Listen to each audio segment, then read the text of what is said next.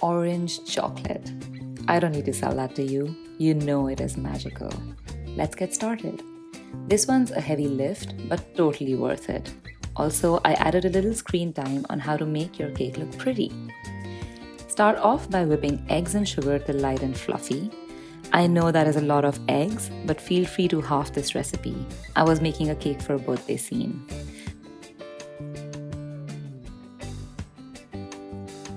You will know the mixture is ready once it makes strings on being lifted. Add the vanilla, salt, and baking powder and continue mixing.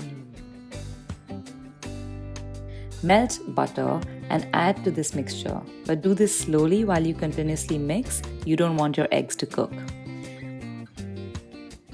Then sift in the flour. How cool does that look?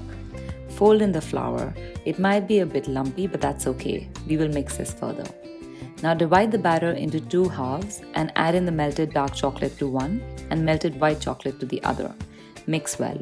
Feel free to leave the food coloring out of the white mixture if you're making a regular marble cake. Line your baking tin with butter paper and grease generously.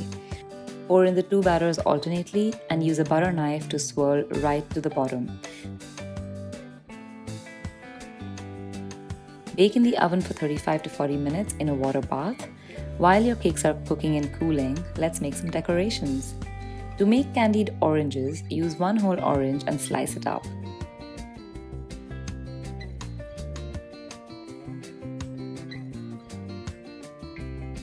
On high heat, add a cup and a half of water and to this 1 cup of sugar.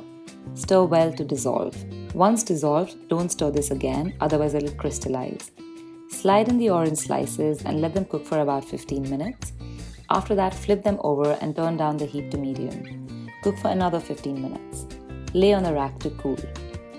Take another whole orange and zest it. Heat cream in a large bowl and add dark chocolate to this. Let it sit for a minute, then start to mix in with a spatula. In all my time baking, this is the most enjoyable thing to witness, the creation of that luscious chocolate ganache. Add the zest and let the ganache cool at room temperature. Once the cake is completely cooled, level it out on the top. I ran out of icing bags, so I took a Ziploc, added in my icing and cut a corner of the bag to decorate the cake. Start by adding a little icing to the turntable to secure the cake, then layer up. Between the layers, I used orange juice to soak the cake and prevent it from drying.